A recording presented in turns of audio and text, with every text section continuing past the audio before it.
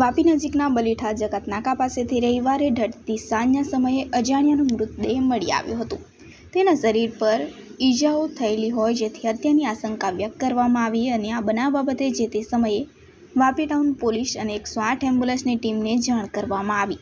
આ ઘટના બાદ પોલીસ ટીમ દ્વારા મૃતકની ઓળખ માટે આસપાસના વિસ્તારો સહિતની તપાસ હાથ ધરવામાં આવી, જેમાં મૃતકની ઓળખ વાપીમાં રહેતા આડેદની હોવાનું જાણવા મળ્યું। આ બનાવ બાબતે પીએમ રિપોર્ટ મુજબ તેની હત્યા કરાઈ હોવાનું બહાર આવ્યું અને તે અંગે પોલીસ સ્ટેશનમાં પુત્ર દ્વારા ફરિયાદ પણ નોંધાવવામાં આવી હતી। તેઓની પૈસાની લેતી દેતીમાં અગાઉ ઝઘડો થયેલો હોય તેથી તેની હત્યા કરવામાં આવી હોવાની આશંકા વ્યક્ત કરવામાં આવી હતી। આ પ્રકરણમાં પોલીસે હત્યા કરનાર ઈસમની ધરપકડ કરી આગળની કાર્યવાહી હાથ ધરી હતી, જેમાં પૈસાની લેતી દેતીમાં વાઘછીપાની વાડીમાં તેની હત્યા કરવામાં આવી હતી અને તે બાદ ગાડીની ડિક્કીમાં ભરી 3 કલાક સુધી ફર્યો અને વાપી બલીઠા જકાત નાકા પાસે તેની લાશને ફેંકી દેવામાં આવી હતી।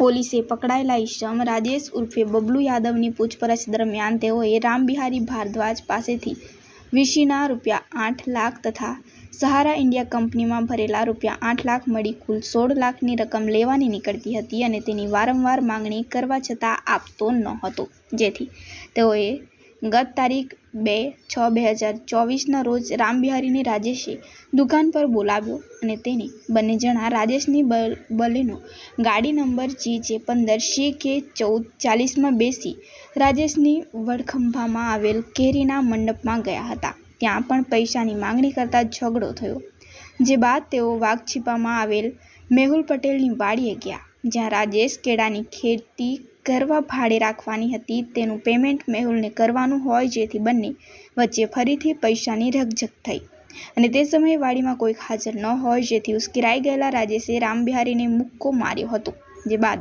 ગળા ઉપર છરી મારી હત્યા કરી નાખવામાં આવી હતી। હત્યા નિપજાવી તેઓએ બંનેનો ગાડી ડિક્કીમાં લાશને ભરી હતી અને તેના નિકાલ માટે 3 કલાક સુધી ગાડી લઈને ફર્યા, જે બાદ તેઓએ રાત્રિના સમયે વાપી બલીઠા જકાત નાકા નેશનલ હાઈવે નંબર 48ના સર્વિસ રોડ ઉપર રેલવે ગટરની વચ્ચે લાશને ફેંકીને ભાગી છૂટ્યા હતા। વાપીના બલીઠા રેલવે ટ્રેક પાસે એક અજાણ્યા ઈસમની લાશ મળેલી એવી પોલીસને જાણ થતાં પોલીસ સ્થળ ઉપર પહોંચી ગયેલી અને આ લાશ બાબતે તપાસ કરતા આ લાશ વાપીના રામબિહારી જીતુ ભારદ્વાજની હોવાનું એના દીકરાએ ઓળખી બતાવેલું। આ લાશ શંકાસ્પદ હાલતમાં મળેલ હોય પોલીસે આ લાશનું પીએમ કરાવતા પીએમ દરમિયાન આ મરણ જનાર છે એને કોઈ ઈજાના કારણે મરણ થયેલા હોવાનું જણાતા એના દીકરાએ આ બાબતે વાપી ટાઉન પોલીસ સ્ટેશનમાં ફરિયાદ આપેલી અને ફરિયાદમાં એણે આ મરણ જનારના મિત્ર રાજેશ ઉર્ફે બબલુ ઉપર શક દર્શાવેલો। આ ફરિયાદના આધારે પોલીસે તપાસ શરૂ કરતા રાજેશ ઉર્ફે બબલુને મળી આવતા એની પૂછપરછ કરતા રાજેશ ઉર્ફે બબલુએ આ મરણ જનારની પોતે છરીના ઘા મારીને હત્યા કરેલી છે એવો ગુનો કબૂલેલો હતો। આ જે મરણ જનાર છે એ પહેલાં સહારા ઇન્ડિયામાં કામ કરતા હતા અને એ વીસી પણ ચલાવતા હતા।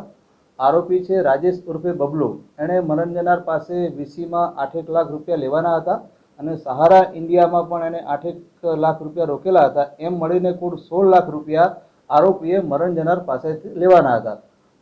અવારનવાર આરોપી મરણ જનાર પાસે પોતાના રૂપિયાની માંગણી કરતો હતો, પરંતુ મરણ જનાર રૂપિયા આપતો ન હતો। બનાવના દિવસે આરોપી અને મરણ જનાર બંને જણા આરોપીનો હોલસેલ કેરી વેચવાનો ધંધો છે એના માટે વણખંભા મુકામે ગયેલા અને ત્યાંથી વાઘછીપા ગામે એક વાડી ઉપર ગયેલા કેરીઓ લેવા માટે। એ દરમિયાન આ મરણ જનાર અને આરોપી વચ્ચે ફરીથી પૈસાની લેતી દેતી બાબતે ઝઘડો થયેલા અને આ વાડી ઉપર કોઈ હાજર ન હોય એનો લાભ લઈ અને આરોપીએ મરણ જનારને છરીથી એનું મોત નિપજાવેલું, છરી મારી એને। ત્યારબાદ આરોપીએ મરણ જનારની લાશ પોતાની બલેનો ગાડીમાં મૂકી દીધેલી અને આ લાશનો કેવી રીતે નિકાલ કરવો, ક્યાં નિકાલ કરવો એવું વિચારતા 3 કલાક જેવી લાશ પોતાની ગાડીમાં લઈ અને અલગ અલગ જગ્યાએ ફરેલો અને છેલ્લે આ જે જગ્યાએથી લાશ મળી આવેલી છે એ બલીઠા રેલવે ટ્રેક પાસે એણે મરણ જનારની લાશ ફેંકી દીધેલી। ફરિયાદની અંદર મરણ જનારના પુત્રએ આરોપી ઉપર શક દર્શાવેલો, એના આધારે પોલીસ ટેકનિકલ સર્વેલન્સ અને બાતમીદારો આધારે આરોપીને તપાસ કરી અને ઝડપી પાડેલો। અગાઉ પણ આની ઉપર હુમલો થયો હતો એવું કંઈક બનાવ? અત્યારે એવું તપાસ દરમિયાન ધ્યાનમાં આવેલ નથી.